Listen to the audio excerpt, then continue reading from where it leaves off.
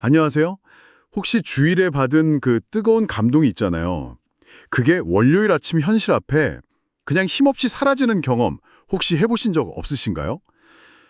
분명히 뭔가 큰 걸 느꼈는데 왜 내 삶은 그대로일까? 이런 질문이요.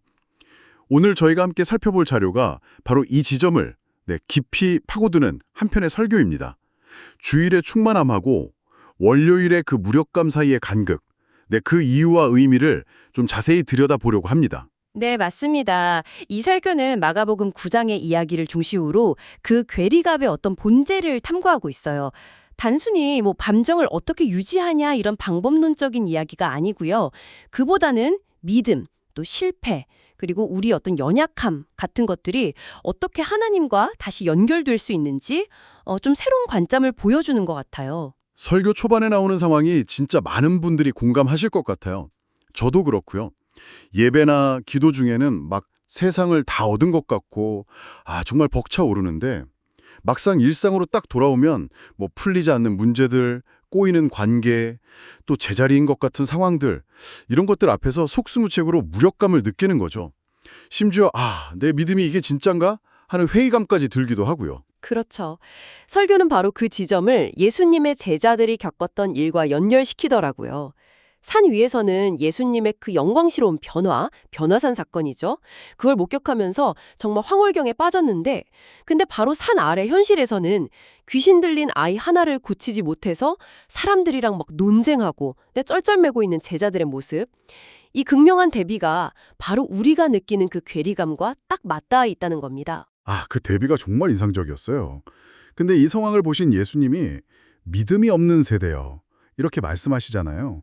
이게 그냥 믿음이 좀 부족하다 정도가 아니라 아예 없다고 딱 잘라 말씀하시는데 이게 어떤 의미일까요? 좀 세게 들리기도 하고요. 네, 설교는 바로 이 지점에서 우리가 흔히 생각하는 믿음에 대해 중요한 통찰을 제시합니다.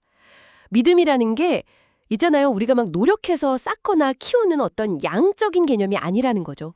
성경 구절도 인용하면서 믿음은 이건 전적으로 하나님이 주시는 선물이고 본질적으로는 하나님과의 관계 그 자체라고 설명해요. 그러니까 절대 의존의 상태를 말하는 거죠. 그래서 믿음이 없다는 건 믿음의 양이 제로라는 뜻이라기보다는 그 관계가 단절된 상태, 즉 하나님께 의존하지 않고 나 스스로 서려고 하는 상태를 뜻한다고 볼 수 있습니다. 관계의 단절이군요. 스스로 서려는 상태.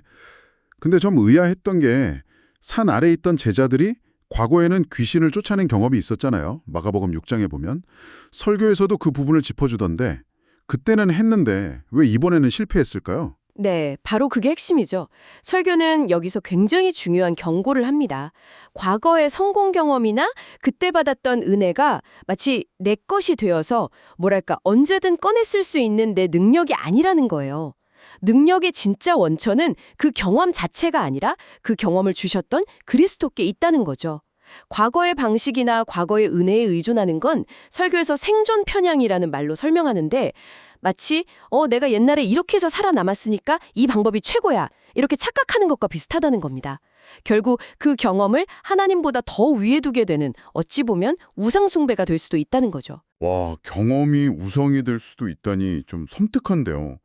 그러고 보니까 그런 태도가 결국 번아웃으로 이어지기 쉽다는 설명도 되게 와닿았어요. 맞아요. 번아웃. 내 것이 아닌 능력으로 내 힘이 아닌데 마치 내 것처럼 계속 뭔가를 해내려고 하니까 지칠 수밖에 없다는 거죠. 은혜는 받았는데 그 은혜의 주인이 내가 아니라 하나님의시라는 걸 잊어버리면 금방 소진될 수밖에 없어요. 이게 우리를 너무 쉽게 번아웃으로 가게 만든다는 겁니다. 정말 중요한 지적인 것 같아요. 그럼 어떻게 해야 할까요? 이 무력감과 실패의 어떤 순환을 끊으려면요.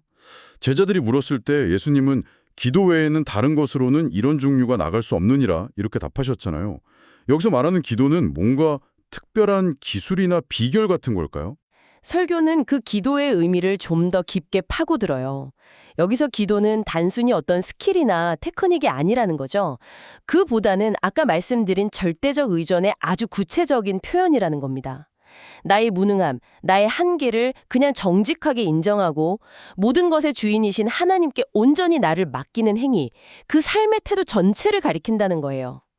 기도는 내 힘으로 막 관기를 뚫고 하나님께 도달하려는 노력이 아니라 이미 그리스도 안에서 우리에게 주어진 그 관계 안에서 살아가는 것, 마치 숨 쉬는 것처럼 자연스럽게 의존하는 것이라고 설명합니다. 그러니까 실패나 무력감을 느낄 때 좌절만 할 게 아니라 오히려 지금이 하나님께 더 매달려야 할 때구나 하는 신호로 받아들일 수도 있다는 거네요.